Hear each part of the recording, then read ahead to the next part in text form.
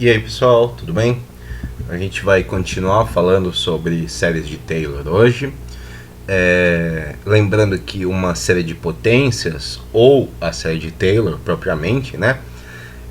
São formas de escrever uma função como uma soma de potências integrais de x, tá?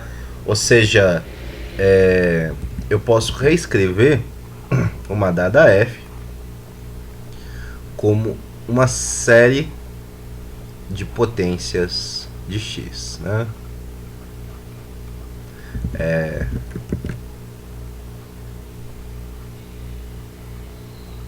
Essa é a ideia. Os polinômios, eles são séries de potência. A diferença é que eles vão para até um número finito de termos e acabam, né? Então, para todos os A, né? Os próximos AJs após o último termo, os próximos AJs são igual a zero, né? Depois de um certo ponto. A gente pode tentar interpretar um polinômio como uma série infinita também. Por exemplo, x² é uma série infinita cujo A0 é 0, A2 é... Não, desculpa. A0 é 0, A1 é 0, A2 é 1 e todos os próximos As são 0, né? Então, assim, né, os polinômios são um tipo especial de séries de potência. E não é surpresa para ninguém que as séries de potência, né, eles funcionam exatamente como os polinômios funcionam, né? Então, dado uma série de potência f de x, vou ter isso aqui porque acho que ainda dá. Dado uma série de potência f de x, né, igual ao somatório, né, de an x a n, que é o que está aí em cima, né? Então existe um número r, tá? Então existe um número r com r r finito e positivo.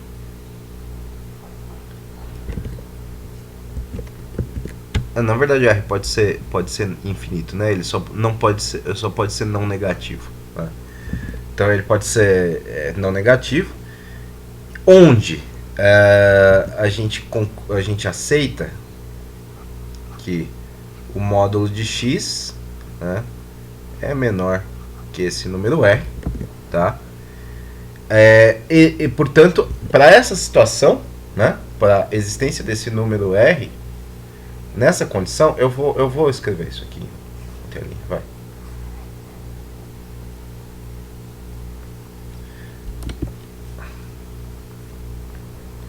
Então, para esse número r, se o módulo de x for menor que r, então a série converge. Tá?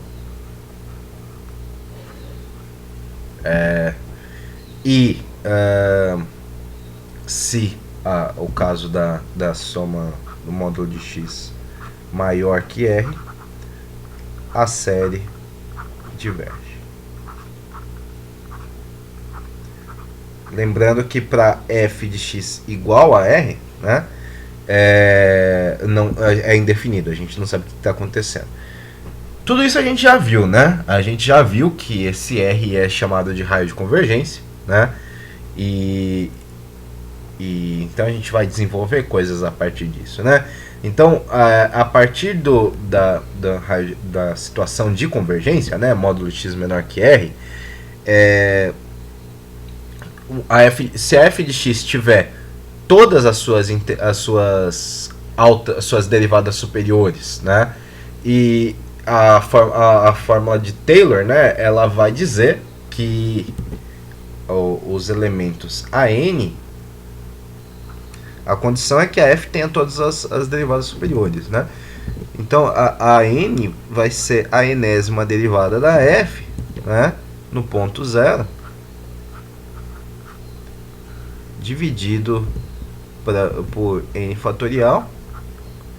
Então, qual que é a consequência, né, desse raciocínio?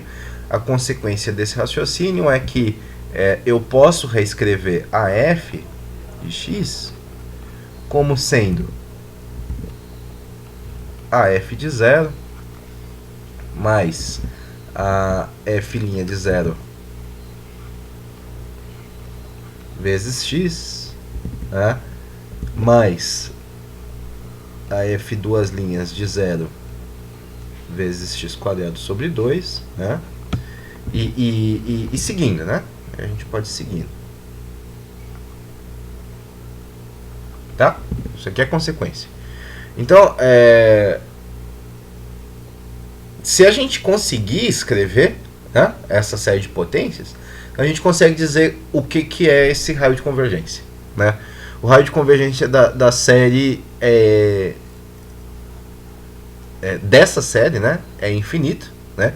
Em outras palavras, a série converge para qualquer valor de x, tá? Ela converge para qualquer valor de x. Então, é uma série interessante para a gente tratar. E aí, né, a gente já fez, né, a gente fez o exemplo da função exponencial, né? A gente tratou a função exponencial.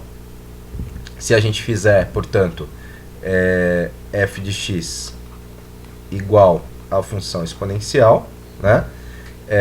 Então, a enésima derivada da f é a própria função exponencial, né? Para qualquer n, né? Portanto, a enésima derivada de 0 da função exponencial no ponto 0, né, é elevado a 0, que é 1, né? É 1. Se a gente aplicar a fórmula de Taylor, a gente consegue descrever, né, a função exponencial como sendo 1 mais x mais 1 meio, né? Vamos já deixar explícito, né? 2 fatorial mais 1 sobre 3 fatorial, né, vezes x ao cubo. E aqui vai seguindo infinitamente. Para esse caso, né, a gente tem que o raio de convergência é o infinito. Então, converte para todos os valores de x. É essa a ideia, né? Então, a gente vai fazer algumas aplicações da série de Taylor aqui, tá? Então, o nosso próximo exemplo para a série de Taylor, tá, é encontrar uma série para a função 1. Então, vamos esquecer tudo isso aqui, porque tudo isso aqui a gente já viu, né? E agora vamos ver coisa nova. Agora, a f que a gente vai tratar é a função 1 sobre 1 mais x. Ok? Essa é a série que a gente vai tratar. Então, essa série foi descrita primeiro pelo Newton, tá? Se a gente lembrar da fórmula da série geométrica, tá?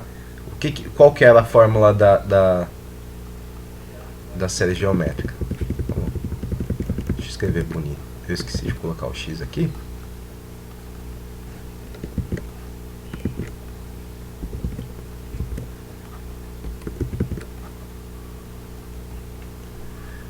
Na fórmula da série geométrica, a gente tem que 1 sobre 1 menos x era 1 mais x quadrado mais x ao cubo, não, 1 mais x, né?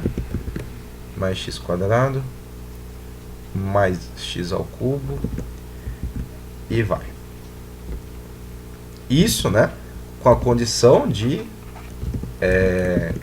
do módulo de x menor que 1, né? Então, x entre menos 1 e 1. Se a gente substituir x, né, por menos x, o que a gente tem? A gente tem que 1 sobre 1 mais x, né, é igual a 1 menos x mais x quadrado menos x ao cubo, e assim vai indo. Para esse caso, a gente vai ter o raio de convergência igual a 1, né? Então, isso diz que o gráfico dessa função tem uma descontinuidade, tá? Infinita em x igual a menos 1. Tá? É esperado, né? Porque em x igual a menos 1 a gente vai ter problema aqui, né? No denominador. Então faz sentido ter uma descontinuidade infinita nesse ponto. Isso nos dá uma ideia, né, do que o R pode ser, né? Se a gente tentar substituir x por menos 1, a gente vai ter alguma coisa da forma infinito aqui, né? Infinito aqui e infinito aqui, tá?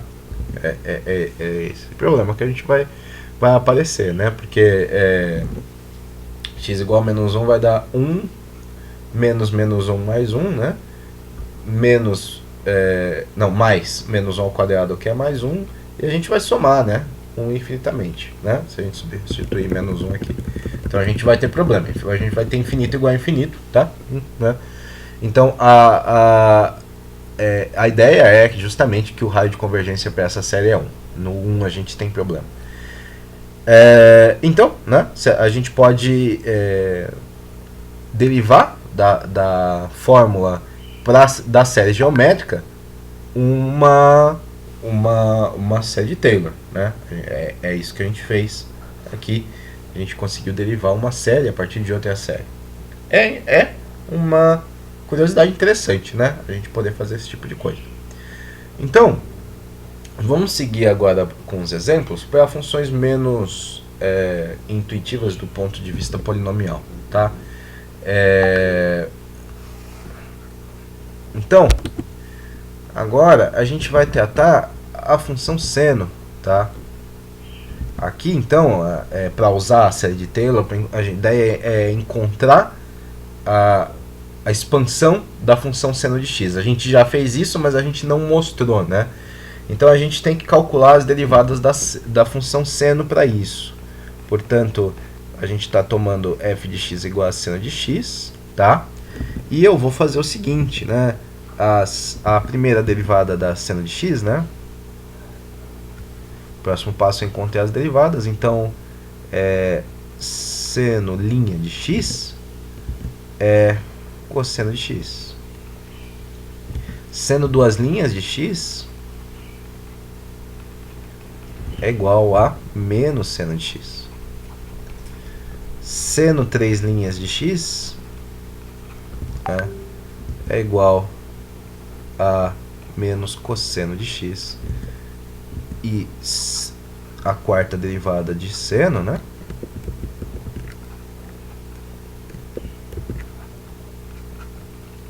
Volta, né, para a função seno. A gente tem esse comportamento da função seno, né? Então ela se repete, né, com um certo padrão, né? A cada 4 ela se repete, né? Então a próxima coisa que a gente precisa calcular é o valor da função, né, da derivada no ponto zero. Então a gente tem para a situação aqui de x igual a zero, né? A gente tem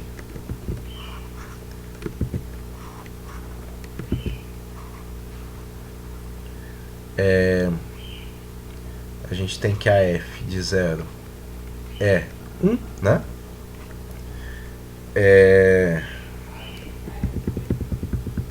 Eu vou precisar de uma linha a mais, né? Então, a f de 0 é 1. A f' é... Peraí, tem algo errado. A f é a seno, né? A f de 0 é 0. A f' é 1. A f duas linhas é 0. A f três linhas é menos 1. E a f4, né? É 0 de novo, né? É essa a ideia. Então, de novo, a gente vê um padrão se repetindo. E aí a gente pode tomar a fórmula de Taylor, né? E a fórmula de Taylor vai dizer o quê? Fórmula de Taylor vai dizer que a função seno, né? Seno de x vai ser 0, né? Mais 1 vezes x, né? Mais 0 vezes x quadrado, mais menos 1, x quadrado menos 1, menos 1, 3 fatorial, x ao cubo, né? Aqui tem 2 fatorial também, né? Mais 0 x à quarta, né? Sobre 4 fatorial, e assim vai indo. Portanto, né, a gente vê que a seno pode ser, a função seno pode ser aberta, né, de acordo só com as potências ímpares do série de Taylor, né? Então a gente vai ter x e alternando, né, os sinais, x menos x ao cubo sobre 3 fatorial, mais x à quinta sobre x à quinta sobre 5 fatorial, menos x à sétima sobre 7 fatorial, tá? E assim a gente segue. Ok? Então, note que aqui o sinal alterna, né? O denominador vai ficando maior, né? Então, o fatorial, ele vai... Porque o fatorial, ele vai crescendo muito rápido, né? É a ideia. Então, o raio de convergência, R, é infinito, tá? A ideia é, vamos ver por quê. Então, o termo, né, nessa soma, ele parece com alguma coisa parecida com o quê?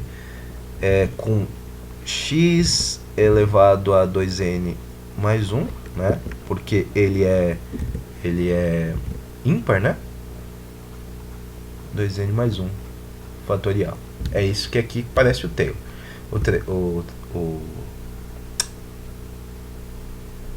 O termo, né? E o que é isso, né? É x sobre 1 vezes x sobre 2 vezes x sobre 3, né? Até chegar no x sobre 2n mais 1, né? É isso, né? Então, vamos supor que x é um número fixo, tá? Então, o n vai para infinito. Se o n for para infinito, os termos da direita, né, no produto, ele vai cada vez mais, né, ficando menor, né? Vai virando um número cada vez menor, né? E isso, né, vai ser mais e mais vai ficando cada vez menor conforme o n vai crescendo. Essa é a ideia. Ele vai para zero, né? Esse termo vai para zero se o n for para infinito. Essa é a ideia principal.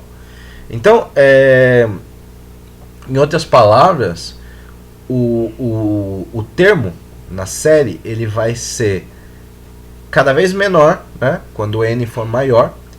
Isso é uma indicação que o x pode estar dentro do raio de convergência independente do valor de x. Ou seja, para isso ser verdade, isso é verdade para qualquer valor de x dentro dos reais, sendo x fixo, né? Isso diz, portanto, que o x aceita qualquer valor real, logo o raio de convergência é infinito. Ok? É essa a ideia, ele aceita qualquer valor de x. Por que a gente se importa com o valor da expansão da série da função seno?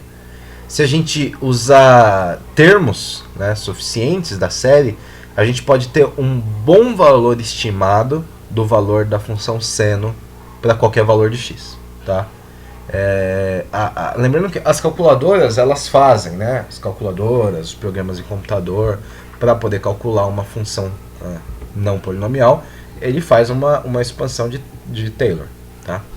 É essa a ideia. Isso é muito útil, né? É uma informação muito útil sobre a função seno de x, mas ele não diz, né, toda a história. Por exemplo, é difícil de dizer para a fórmula de... É difícil dizer se essa fórmula de seno de x é periódica, né, usando a série. O período da função seno de x é 2π, isso a gente sabe. E como que essa série ela se relaciona com o número π, tá? Isso a gente não consegue dizer olhando, né? As séries de potência são muito boas para algumas coisas, então, mas ela pode esconder algumas propriedades das funções. A propriedade aqui no caso essa função é periódica? Se ela é periódica, qual que é o período? A gente sabe que o período é 2π, mas a gente não sabe como que essa série funciona, né, para os valores de π. Ela esconde esse tipo de propriedade. Era isso por hoje, tá? A gente fechou o escopo, né, de séries de Taylor, né? Depois a gente vai seguir com operações, né, de séries de potência, tá? Mas por hoje a gente dá por encerrado, tá? Acabamos. Era isso por hoje e até o próximo vídeo. Tchau, tchau.